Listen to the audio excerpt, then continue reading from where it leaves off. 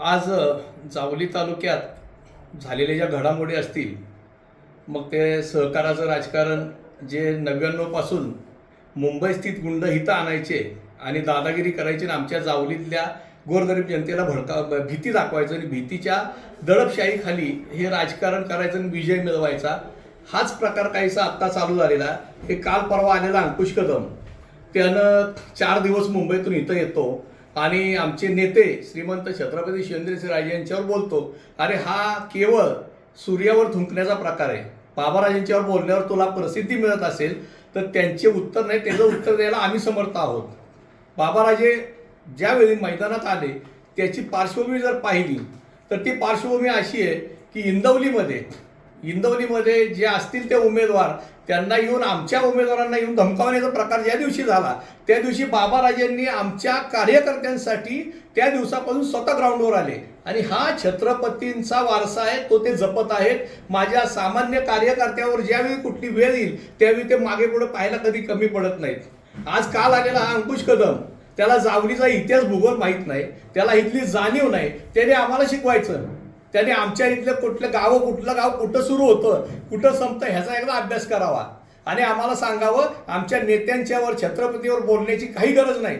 मला चांगलं आठवतंय, साधारणतः इयर लक्षात येत नाही, पण जावली तालुका संघाचा जो एक ठराव होता, माननीय लालसिंगराव काकांनी स्थापन केलेली संस्था, राजूभाईंची संस्था, राजूभाईंचं निधन झालं आणि अशा कुटुंबात दुःखाच्या गर्तेत असताना त्यावेळी लोक उचलून नेऊन दादागिरी करून तो ठराव घेतला, ह्याची पण जाणीव नाही तुम्हाला. आणि आज इतर पक्षांचे जर उद्धव ठाकरे, राष्ट्रवादी शरद पवार असतील किंवा राष्ट्रीय काँग्रेस असेल, त्यांच्या पेजवर फेक नेरेटिव्ह निर्माण करून आमच्या राज्याचे नेते श्रीमंत छत्रपती शिवेंद्रसिंहराजे यांच्यावर चिखलफेक करण्याचा जो प्रकार आहे तो मूळतः त्या प्रत्येक पक्षाने किंवा नेत्यांनी हित येऊन बघावं. आणि ह्या अंकुश कदमांना ह्याची का पुळका?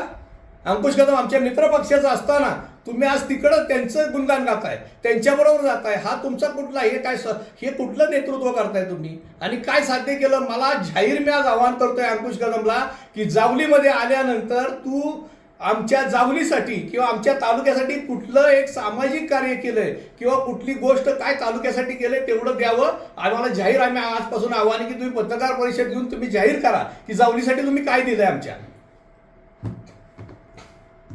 गेली महिनाभरापासून या सातारा जिल्हा मध्यवर्ती बँकेच्या निवडणुकीसंदर्भात विकास सेवा सोसायटीची ठरावांची प्रक्रिया सुरू आहे. या ठराव प्रक्रिया सुरू असताना आदरणीय आमचे दैवत श्रीमंत छत्रपती शिवेंद्रसिंहराजे भोसले महाराज साहेब हे या तालुक्याचं नेतृत्व करतात. या तालुक्याचं नेतृत्व करत असताना या तालुक्यामध्ये येणारे विकास सेवा सोसायटीचे जे सर्व प्रतिनिधी आहेत या सर्व प्रतिनिधींना, सर्व संचालकांना एकत्र बोलून महाराज साहेबांनी सर्वांना सांगितलं, अतिशय शांततेच्या पद्धतीने ठराव प्रक्रिया पूर्ण करून घ्या. पुढे उमेदवार कोण असेल, आघाडी कशी होईल, युती कशी होईल, या पुढच्या गोष्टी आहेत. या सर्व शांततेत चाललेल्या असताना ज्यावेळी आमची मिटिंग सुरू होती त्याचवेळी आपल्या या आरडे गावामध्ये काही संचालकांना उचलून नेण्याचा प्रकार आला. त्यानंतर दुसऱ्या दिवशी तिथं त्या संचालकांना धमकावण्याचा, त्यांना पैसे देण्याचा प्रकार घडला. त्या संचालकांनी आमचे सभापती सन्माननीय सौरभ बाबा यांना फोन केला. सौरभ बाबा त्या ठिकाणी गेल्यानंतर सर्व परिस्थिती पाहिली. तिथं गेल्यानंतर ते सर्व संचालकांशी चर्चा झाल्यानंतर सौरभ बाबा या सर्व संचालकांना घेऊन शिवेंद्र बाबांनी चालले होते आणि ते जात असतानाच त्यांची गाडी या आपल्या महाराष्ट्र राज्याच्या एका पक्षाचे प्रदेशाध्यक्षाचे PA आणि त्यांच्या कार्यकर्त्यांनी आमच्या सभापतीची गाडी अडवण्याचा प्रकार केला.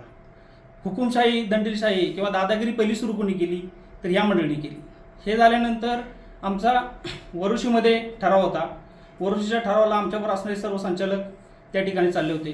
ठराव प्रक्रिया सुरळीत पार पडली. हे सगळं पडल्यानंतर तिथं असणाऱ्या एका महिला संचालिकाला अतिशय, तुम्ही व्हिडिओ जर बघितले तर फरफटत नेऊन 8 दिवस डांबून ठेवलं. 8 दिवस डांबून ठेवल्यानंतर घरच्यांनी तक्रार पोलीस स्टेशनला दिल्यानंतर त्या महिलेला घरी सोडण्यात आलं. म्हणजे ही कुठली पद्धत?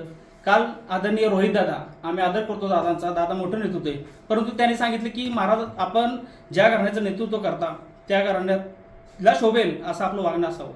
मग छत्रपतींच्या घराण्याला शोभेल असं जर वक्तव्य असेल तर एका विधवा महिलेवरती हा टाकून त्यांना जर फरफटत नेत असतील तर त्या नेणाऱ्यांना महाराज साहेबांनी त्यांचा चौरंग करायला हवा होता, त्यांना कडेलोट करायला हवा होता. परंतु लोकशाहीला राजा समजणारे आमचे नेते, आमचे दैवत श्रीमंत छत्रपती शिवेंद्रसिंहराजे भोसले यांनी ठरवलं, जर माझ्या लोकांना, माझ्या महिलांना जर त्रास होत असेल तर मी स्वतः त्या ठिकाणी उभं राहणार आणि त्यांना सभागृहामध्ये सोडणार. मग स्वतः जर सभागृहामध्ये सोडण्यासाठी महाराज साहेब जर रस्त्यावरती येत असतील, कार्यकर्त्यांना ताकद देत असतील, तर ही काय दादागिरी म्हणत नाही, ह्याला गुंडगिरी म्हणता येत नाही. ते महाराज साहेबांचं कर्तव्य म्हणून ते करतायत. आतापर्यंत महाराज साहेबांनी आमच्यासारख्या कार्यकर्त्यांना ताकद देत आहेत आणि इथून पुढे देखील देणार आणि ते वेळ प्रसंगी रस्त्यावरती उतरणार. आणि जर याला जर तुम्ही गुंडागिरी म्हणत असाल तर ही गुंडागिरी आमच्या जावलीकरांना मान्य आहे. काल परवा अंकुश बाबांनी त्यांचं स्टेटमेंट ऐकलं की ही जावलीचा स्वाभिमान, मग बाहेरचे गुंड आणून, अरे आमचे विकास होंबळे असतील, आमची मंडळी मॅडमची सगळी मुलं असतील, ह्यांनी केस वाढेल म्हणजे ते गुंड झाले का? तुम्ही त्यांना बोलताय. तुम्ही त्या व्हिडिओ जर पाहिला तर आमच्याबरोबर असणारे सर्व कार्यकर्ते हे जावली आणि सातारामधले होते. समोरच्या पार्टीत असणारे हे गुंड हे मुंबई, नवी मुंबई, माथाडीमधली लोक होती. मग बाहेरचे गुंड कुणी आणले हे देखील आपण थोडं तपासून पहा. विनाकारण नको ते आरोप आदरणीय महाराज साहेबांवरती करू नका. आदरणीय महाराज साहेबांच्या नेतृत्वाखाली सौरभबाबा असतील, रानदे साहेब असतील, मानकुमरेबाबा असतील, गिरी मॅडम असतील, आपले उपसभापती गौरव माडिक, ही सगळी मंडळी अतिशय चांगल्या पद्धतीने शांततेनं आपल्या तालुक्यामध्ये नेतृत्व करतायत आणि याला कोणीही गालबोट लावण्याचा प्रयत्न करू नका. अन्यथा महाराज साहेबांचे निष्ठावंत मावळे आम्ही जशाच तसे उत्तर द्यायला तयार आहोत. महत्वाचं म्हणजे आता मला सांगताना सुद्धा अक्षरशः लाज वाटतेय की ह्या आखाडे गावामध्ये आमच्याकडं बहुमत होतं आणि ह्यांच्या घराशेजारचा गावातला स्वतःचा ठराव जातो म्हणून यांनी आमच्या संचालकांच्या घरी जाऊन जीवे मारण्याची धमकी दिली आधी 2 दिवस. तो विषय संपू द्या. आमच्याकडे बहुमत असताना आम्ही दादागिरी गुंडगिरी का करू? आमच्या कार्यकर्त्यांना व आमच्या संचालकांना संरक्षण देण्यासाठी माझे नेते दैवत छत्रपती शिवेंद्रसिंहराजे हे त्यांच्याबरोबर आले. असं असताना महाराज साहेब रस्त्यावर उतरलेले असताना सुद्धा आयुष्यातली जावली तालुक्यातल्या इतिहासाची काळी बाब म्हणावी लागेल सहकारातली की आमचा जो मतदान त्यांना करत नव्हता म्हणून त्याला मारहाण करण्यात आली ठरावाच्या इथं त्या ऑफिस कार्यालयात. ही बाब म्हणजे आज मी जाहीर भारतीय जनता पार्टीच्या वतीनं जाहीर निषेध करतो असल्या व्यक्तिमत्वाचा. सांगायचं होतं की सगळ्यांना कल्पना असेल की आपला तालुका म्हणजे अतिशय शांत पद्धतीने चालणारा तालुका आहे. हे तालुक्यामध्ये येऊन गुंडागर्दी करण्याची पद्धत चालू कोणी केली? 1999 पासून बघतोय आपण की तालुक्यामध्ये गुंडागर्दी चालू झालेली आहे. खास करून मुंबईतून आगरी लोक, कोळी लोक येतात. ते कशासाठी येतात तिकडे? काय मासे खायला येतात का मासे मारायला येतात? ह्याची सगळ्या जनतेनं जाणीव करून घेणं गरजेचे आहे. बघताय तुम्ही आखाड्यामधील जे आमचे मतदार आहेत, बहुमत आम्हाला मिळतंय आणि त्या बहुमत असलेल्या व्यक्तींना तुम्ही 3 दिवस जर दमदाटी करत असाल, मारण्याची धमकी देत असाल तर शेवटी आमचे नेते, आमचे दैवत शिवेंद्र बाबा आमच्यासाठी हजर राहणारच ना. सगळ्यांना आम्हाला सांगायचं आहे की तुम्ही आम्हाला मुंबईत राहून काही धमकी देण्याचा प्रयत्न करू नका. इथं आमच्या पाठी आमचं दैवत आहे आणि ते सक्षम आहे. तुम्ही काहीतरी येऊन इथं करणार, आमचे जे बहुमत तुमचे काय आहे, आमचे 80% आमच्या बरोबर ज्या सोसायटी आहेत त्याच्यामुळे तुमच्या पायाखालची वाळू सरकलेली आहे आणि तुम्हाला जाणवतंय की यांना काहीतरी कुठंतरी काहीतरी फेक नॅरेटिव्ह पसरवायचा आणि यांना कुठं बदनाम करायचं, तर ते तुम्हाला इथून पुढे शक्य होणार नाही.